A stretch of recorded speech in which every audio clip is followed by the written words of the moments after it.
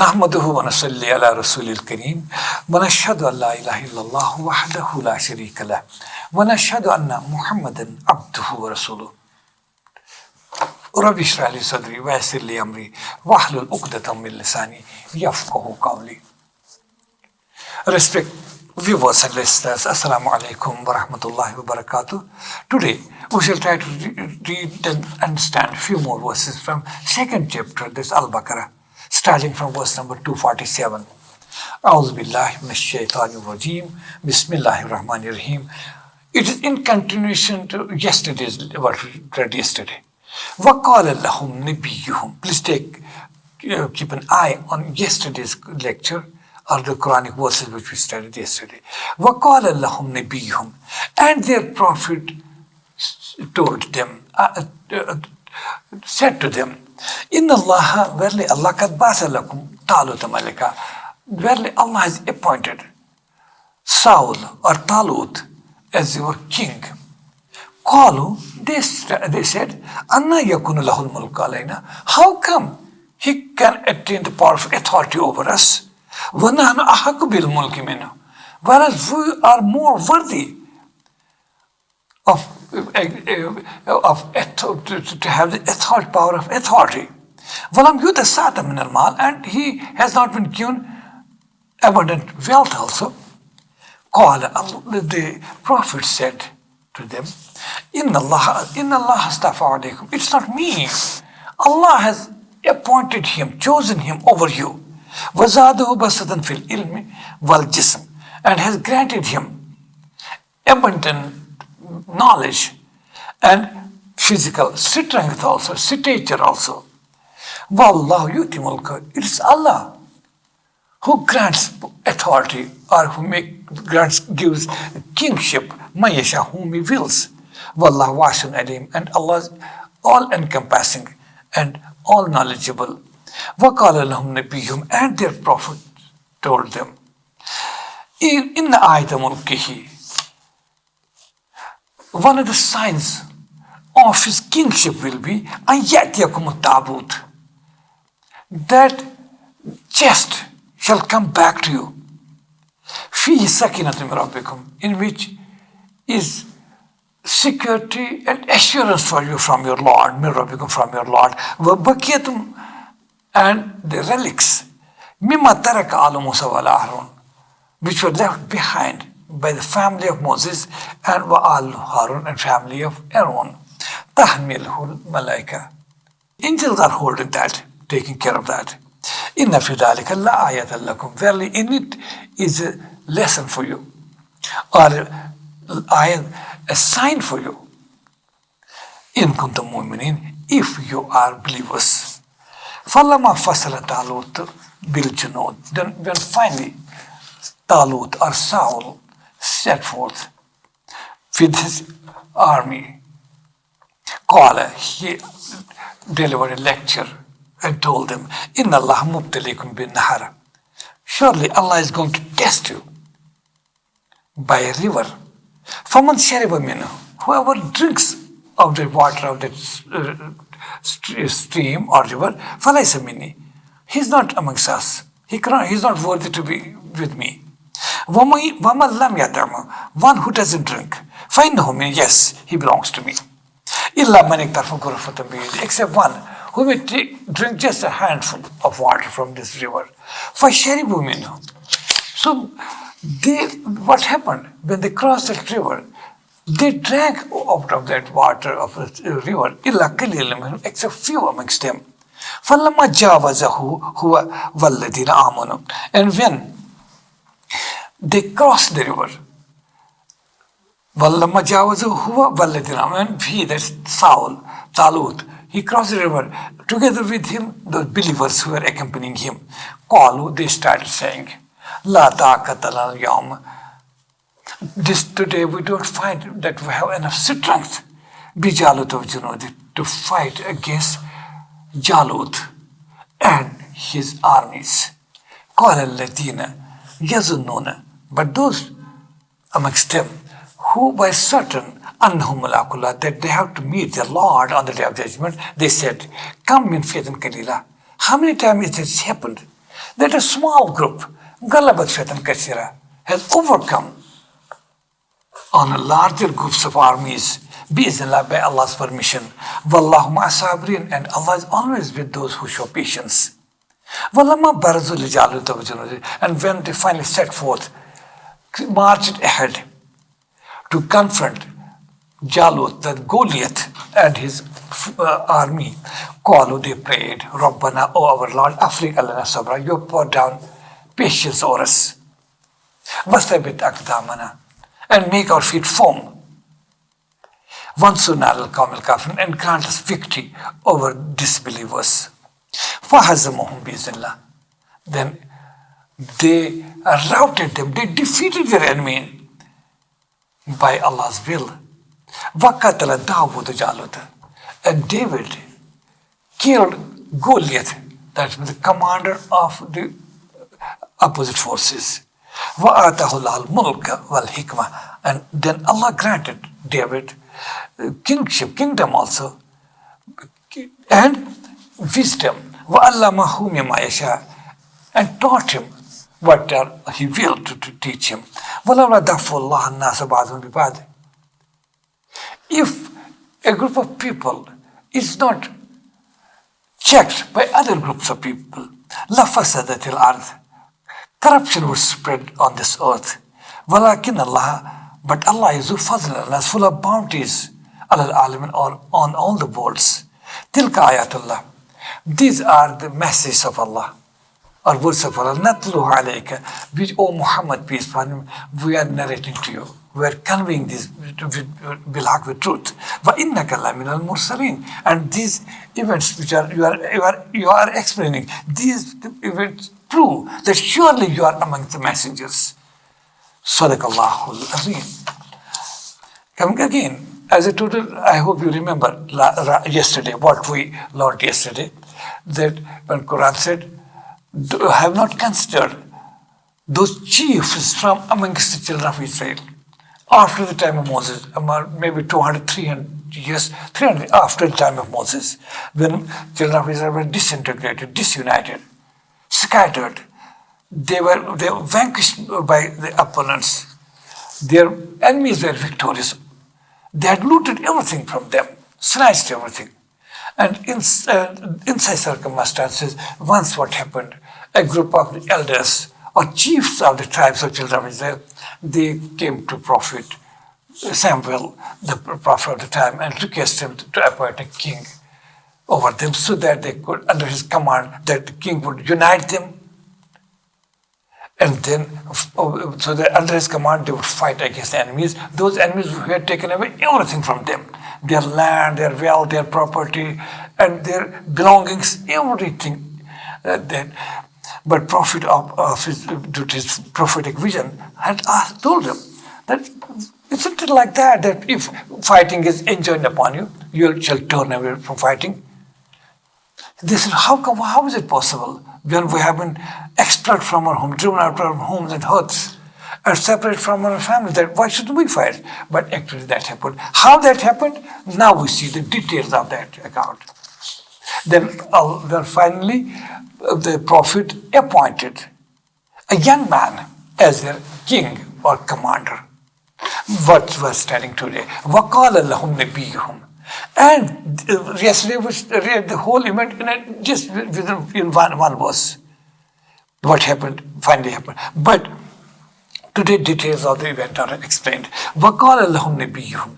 And their prophet said to them, إِنَّ اللَّهَ verily لَقَدْ بَعْثَ لَكُمْ طَالُوتَ مَلِكًا. Verily Allah has chosen or appointed Talūt, whom we call in biblical word Saul, S-A-U-L, Saul, as your king. He appointed him. Just when the Prophet announced the appointment of Talūt, in fact, they had chiefs and all children of Israel, they had requested Prophet to appoint a king. And when he appointed, under Allah's will, under command, they started raising objections. They said, Anna yakunu lahul mulk alayna. How come he can be our king? Or how come he can enjoy power of authority over us? وَنَحْنُ أَحَقُّ بِالْمُلْكِ مِنْهُ. When we are more worthy for kingship than him. What happened? He had to appoint Talūt. Talūt was, they said, there was a young man, handsome young man, tall, well built. But he belonged to a smaller tribe. As you know, children of Israel were divided into 12 tribes. Origin was 12 sons of Jacob, Yaqub. And smallest tribe and weakest tribe was a tribe Benjamin, who also happened to be one of the sons of Jacob, Yaqub. And Saul belonged to that weak or small tribe. And when he was appointed, immediately that tribal this arrogance arose in their minds, and they asked the prophet, how come Talūt or Saul can be our king when he doesn't deserve kingship? Prophet said, what do you mean? You asked for it, and I am the prophet, and I didn't do it of my own. It is a prophet never do anything of their own. It's divine command. I received Allah's command to appoint Talūt, and now you have started raising objections, and you were asking for the appointment of a king, which I did. As a prophet, you have to respect.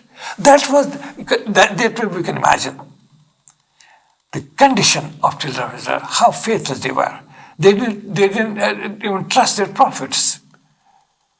Even during the time of Moses, we saw how they showed constant disobedience and disregard to the commands of Moses. How he was grieved, how he was often sorrowful, looking over the condition of his own followers. That exhibition of the same was here. They said, "Oh, prophet, how come he can be king over us, or he can attain a level of authority over us that means he's an ordinary person. He belongs to a small tribe. Not only, whereas we are more worthy for kingship than him. And see the considerations. They said, and he has not even given good wealth. That means Saul is not a wealthy person. They had developed this standard that wealth determines greatness of a person, whereas according to Quran, according to Islam, it's all the moral standards. That is not true. They say, and has that been given even enough of abundance of wealth also? The Prophet said to them, Inna Allah astaghfara alaykum. It's not me. In fact, Allah has chosen him over you as a king. Then وَزَادَهُ بَسَّةً فِي الْإِلْمِ, and you will come to know he has been granted abundant knowledge, وَالْجِسْم, and stature. That was physical strength, height also, and stature he has been granted. And number two, you should remember, Prophet said to him, you should remember, وَاللَّهُ يُؤْتِي مُلْكَهُ مَن يَشَاءُ. It's Allah whom Allah grants or bestows, gives kingship or any piece of authority. It is him. وَاللَّهُ يُؤْتِي مُلْكَهُ مَن يَشَاءُ. It's Allah grants kingship or authority, مَن يَشَاءُ, whom he wills. وَاللَّهُ وَاسِعٌ عَلِيمٌ, and Allah is all encompassing, and he has all the knowledge. Are you opposing divine appointment? وَقَالَ لَهُمْ نَبِيُّهُمْ. In the same breath, the Prophet told them, in the ayat mulki, now soon you shall come to know. One of the great signs of his kingship, or one of the signs when he will attain the power of authority over you, the first sign you shall see isn't it a divine appointment. One sign will be أَن يَأْتِيَكُمُ التَّابُوتُ. That tabut means, in simple form language, a box. Box in Arabic is called tabut, or it means a chest also. What was it? The Prophet told them that one of the signs of his kingship is that once I appoint him the king, you'll see one of the signs, great signs, that chest or that box shall come back to you. فِيهِ سَكِنَةٌ مِّن رَبِّكُمْ, in which is assurance and security for you from your Lord. وَبَقِيَةٌ مِّمَّا تَرَكَ آلُ مُوسَىٰ وَآلُ هَارُونَ, and the relics or remnants what family of Moses and family of Aaron has left behind. تَحْمِلُ الْمَلَائِكَةَ, which are the watch of angels. What was that chest Or what was that box? Just small background, you should understand. I told you that how children of Israel were disintegrated that time. They were involved in infightings, killing each other, and enemies took advantage of that. There were almost total lack of faith in them, lack of obedience to the prophets. They forgotten Moses. That's why they were overrun. They were run over by their enemies, who crushed them to the pulp. And sometimes they try to defend the territory. Children of Israel again try to organize themselves to fight their enemies who had driven them out of their homes and huts. But there was no possibility of any success. And in one of the wars, they thought, okay, let's carry the chest along, and carry the chest or that box with us in the battleground. And that chest will be a safeguard for us. It will protect us. What was that chest? It said as we see in Old Testament, a chest around 5 feet by 3 feet. It was made of acacia wood with golden linings. And inside in that box were the written commandments received by Moses at Mount Sinai, what we call 10 Commandments. They had kept that in that box. Together with some relics, some remnants of Moses' clothes or something, and other things.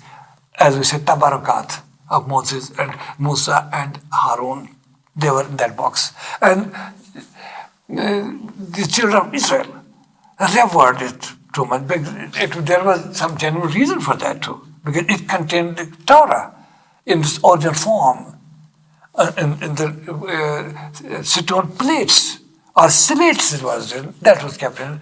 But once they took that along in the war, they thought this box is going to save us. That didn't happen. So they were totally faithless people. Not only they were defeated by enemies, they even snatched this box about which they knew. This is at least some unifying force of children of Israel. Their enemies took away that. And the children of Israel were left with nothing now. And they really felt so bad about it that we lost everything. Our territory. Now we have lost our lives, everything. Now we have lost that tabut, that chest. They call it Ark of Covenant. It's in Old Testament, it's mentioned as Ark of Covenant. That was the chest. And they used to weep and feel sad and express their sorrowfulness about the loss of this tabut, this Ark of Covenant, as they call it. It was in the possession of their enemies. The prophets told them, once you are raising objections about the appointment of Talūt or Saul as your king, but it's divine appointment. Allah has granted him good abundant knowledge and good stature, physical strength, everything. He'll take care of you. He'll lead you in a better manner. But one of the first signs of his appointment as a king will be that tabut, that Ark of Covenant, which has been snatched by your enemies, taken away from you. The last thing you could imagine to lose, that is taken. But one of the signs of his kingship is that as soon as he attains kingship or power authority over you, that box will be returned to you. And that exactly happened. Though their enemies had snatched away that box. But thinking that children of Israel shall now disintegrate, this was perhaps one of the unifying forces for them. But that was not to be. That didn't happen. With the arrival of the box in the enemy territory, it was not a good omen for them. They were restless. They suffered some disease and everything. And they started thinking, and they rightly so, that it's perhaps we have taken away this box or this Ark of Covenant is causing all the problems for us. It is better to get rid of it. It is said in stories, how long it's true, I don't know, that they finally wanted to get rid of it. They placed it on an ox-drawn cart without any driver and pushed it forward. And this cart started moving till it entered the territory of children of Israel. One fine morning, and they could see a cart coming, and over it some box, and when coming closer, they found this was the Ark of Covenant, which our enemies had snatched. It came back to them. And this one of that's what prophets told them. In the ayat mulkihi, verily one of the signs of his kingship will be anyatakum tabut, that the chest or the box or what they call Ark of Covenant will come back to you. Fihi sakinatun min rabbikum, in which is assurance and security for you from your Lord. وَبَقِيَةٌ مِمَّا تَرَكَ آلُ مُوسَى وَآلُ هَارُونَ, and which also contains some relics left behind by family of Moses and family of Aaron, which is under the watch of angels.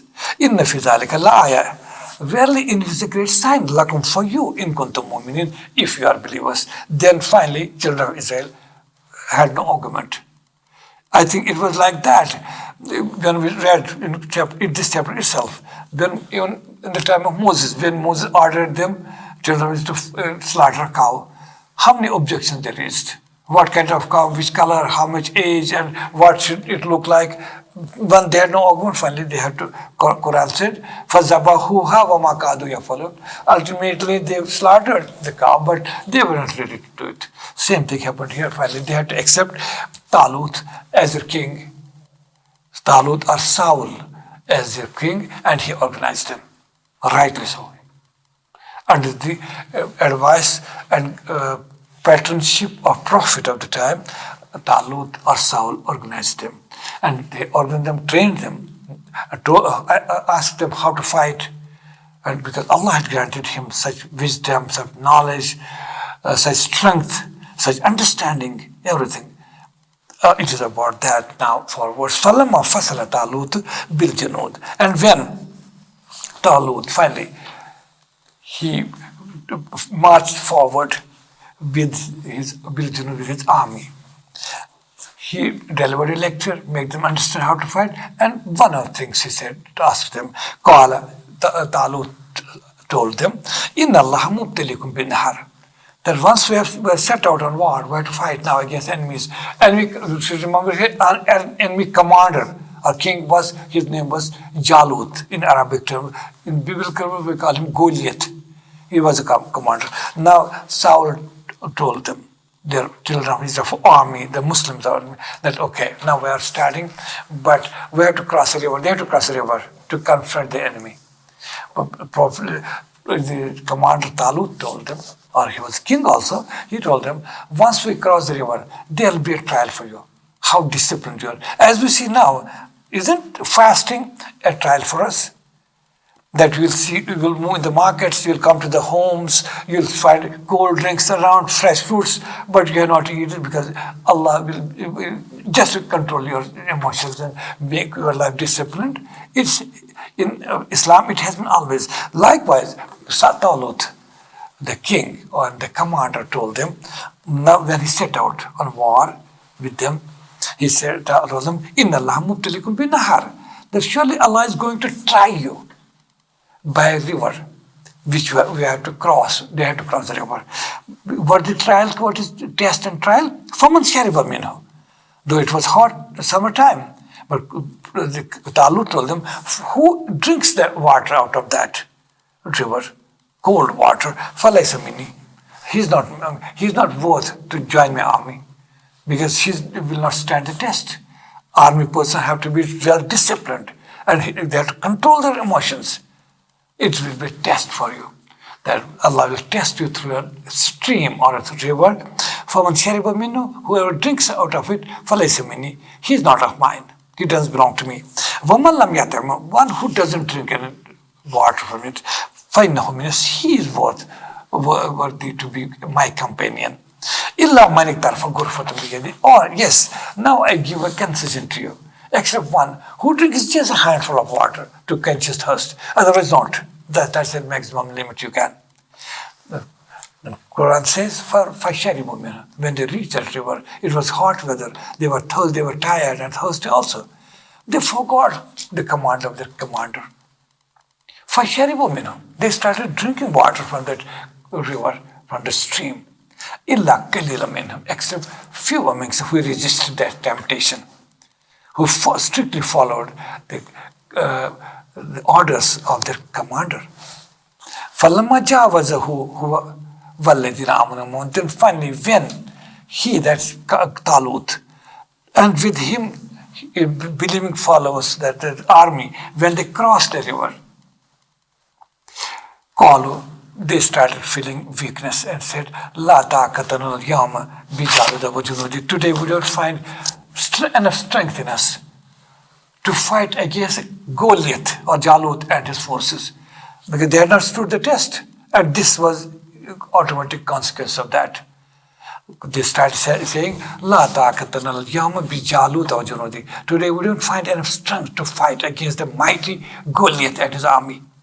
But that time, since there were some sincere, good Muslims amongst them who had controlled their emotions, who were well disciplined, who were loyal to their prophet also and to their commander Talūt also. They came forward. They said, told the rest of the people, don't you worry. Why are you feeling so sad? Forget about it. قَالَ الَّذِينَ يَظُنُّونَ. Said those people who were certain أَنَّهُمْ مُلَاقُو اللَّهِ, that they have to meet their Lord. That means those people amongst them, though they were few in numbers, they told them that since they had full faith in the life hereafter, they're perfect in faith, they told them, كَمْ مِنْ فِيَةٍ قَلِيلَةٍ غَلَبَتْ فِيَةً كَثِيرًا. How many times it has happened in the past that a small group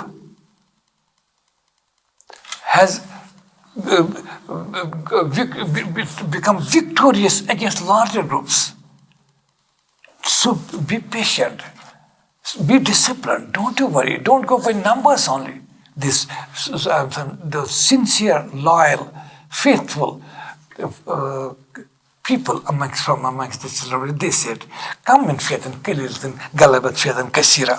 How many times it has said that a small force vanquished a bigger force? It has happened. So Allah will help us.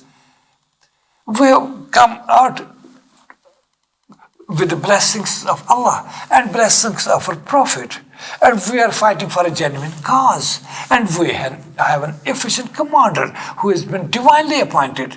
So why are you worrying? Don't go by the numbers. It has happened. A small force has vanquished a big army. Bi-iznillah, by Allah's permission, Allah's leave. Wallahu ma'as-sabirin, and Allah is always with the patient. So show patience. That way they try to convince them, make them understand the importance of faith in the life of a true believer. They made them understand that. وَلَمَّا بَرَزُوا لِجَالُوتَ وَجُنُودِهِ. And when they set out, when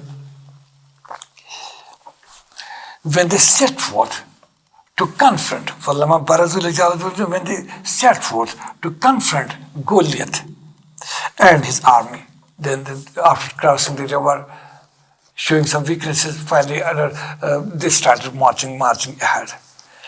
Those best amongst them started praying. They said, Rabbana Africa, oh our Lord, bestow or pour down over us patience. Make us embodiment of patience and discipline. Wasabit aqdamna.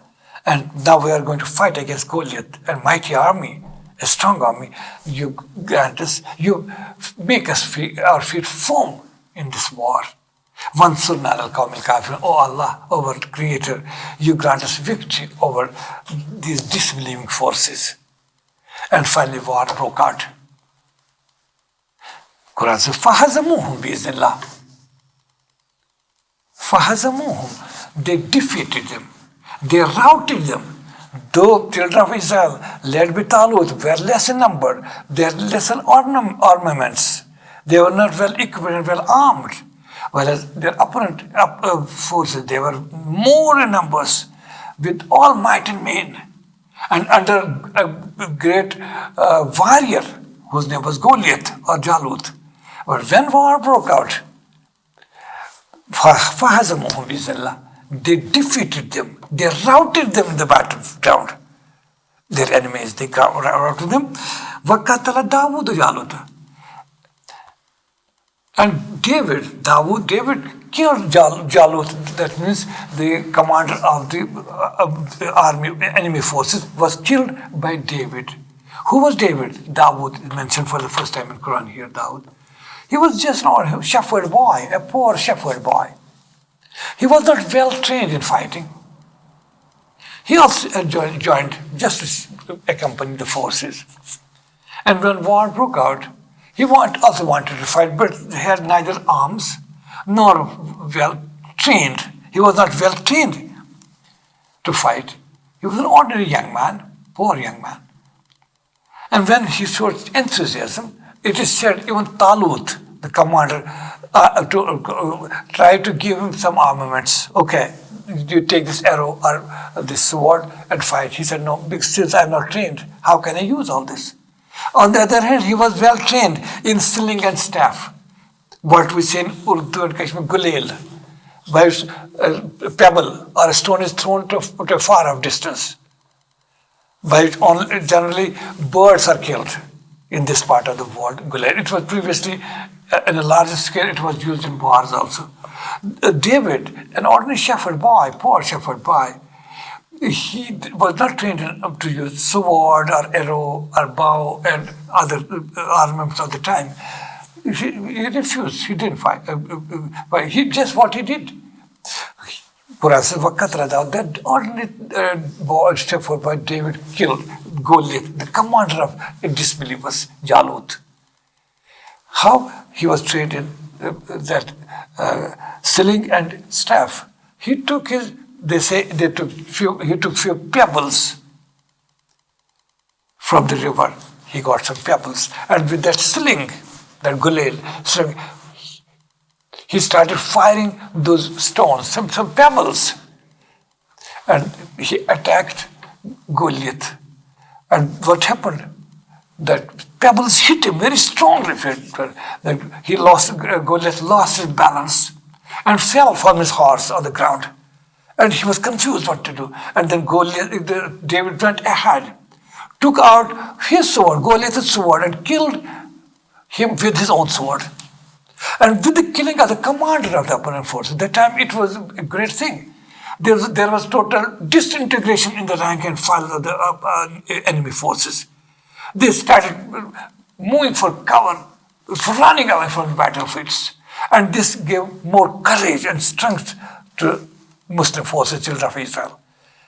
And when they found that army command, though he was very strong, physically strong and well equipped in all the knowledge, but he was killed there by David. And that too by pebbles, he fell down, and David went ahead, took away his Goliath's sword, and with his own sword he killed him. And David became famous. Muslims were victorious.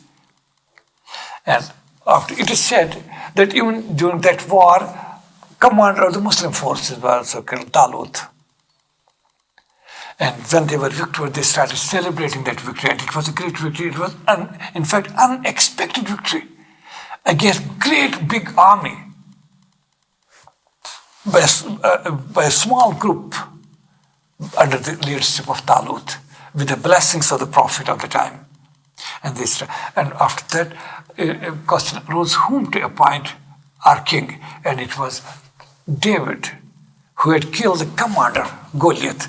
He was appointed by them as king. And that we see, it started the rise of David's Dawūd, Hazrat Dawūd alayhi salam, we said, the Dawūd prophet. He was prophet king. He was simultaneously a prophet and also king. And his kingdom was spread over large areas. Palestine, Syria, and some parts of Egypt. He became a very strong ruler. Strong ruler. About David, we shall learn a lot from Quran. And it was the beginning of his great career. That's mentioned here. فَهَزَمُوهُمْ بِإِذْنِ اللَّهِ. They defeated them. They routed them in the battleground, but not with their own strength, but by Allah's will. وَقَتْلَ دَاوُودَ جَالُوتَ. And what happened? David, an ordinary shepherd boy, then he killed Goliath, the commander. It's in fact cannot be just a coincidence. Almost same thing happened in Badr. When pagans of Arabia were in greater number, 1,000 or more, with all the armaments, whereas Muslims of Medina just 300, weak, ill-equipped, suffering from starvation, and physically like skeletons. And when war was fought under the command of Prophet Muhammad, peace be upon him himself, opposite force were routed, as you see here. They were defeated, Meccans. They had to flee. And even their commander-in-chief, Abu Jahl, he was killed. By whom? It's coincidence that he was killed by two young boys. When they came to attack Abu Jahl, they were on foot. Abu Jahl was on a camel back or horseback. He took pity on them. He started laughing at them. You are not well worthy to fight in the war. But ultimately he fell victim to those two boys who pulled him down on the ground. Abu Jahl couldn't believe it. And then they killed him there and then and sent him to hell. It's almost the identical situation. So this was for Muslims of Medina a lesson that you have faith, have your full trust in your Prophet, peace be upon him, and his teachings, and put all your trust in Allah. He'll help you, he'll guide you, you'll be victorious, even though you are in less in numbers, and you are fighting against all the odds, against the pagans of Makkah. That's a lesson from this story. Then David killed Goliath, Allah mulka wal hikmah. Then later Allah granted him kingdom. He became king and God gave him wisdom. وَعَلَّمَهُ مِمَّا يَشَاءُ, and taught him what he willed. Allah taught, as every prophet is taught, given all the knowledge, and he was given. Then Quran says, وَلَوْلَا دَفْعُ اللَّهِ النَّاسَ بَعْضَهُم بِبَعْضٍ. If this would not be the divine law in this world, working in this world, that a group of people is checked by others. Otherwise people will go in this world unchecked. Then this world will be ruled by pharaohs and nimrods. Devils and demons, this will be. If there are a group of people not checked by others, there's a divine law mentioned here. If a group of people is not checked by other groups, in this earth or this world, it will be corrupted. It will the mischief will spread all over. وَلَكِنَّ اللَّهَ ذُو فَضْلٍ عَلَى الْعَالَمِينَ. But Allah is full of bounties. For all the nations, for all the peoples, He is bountiful. That's why He doesn't allow that corruption and mischief to spread all over.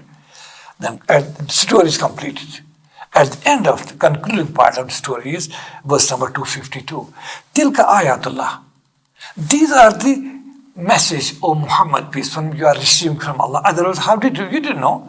These events had happened around 1500 years before Prophet's time. How could he know it? That's why Quran says, Tilka ayatullah. These are the messages. These are the events. These are the verses of Allah, natluha alayka bilhaq, which we are conveying to you, O Muhammad, with truth. That's why you are in a position, you are confident, delivering it to all the people with full confidence. Otherwise, you had no source to know all these historical events. وَإِنَّكَ لَمِنَ الْمُرْسَلِينَ. And this proves that surely you are among the messengers, because only source of knowledge for you is divine revelation, by which you are explaining everything which has happened in the past.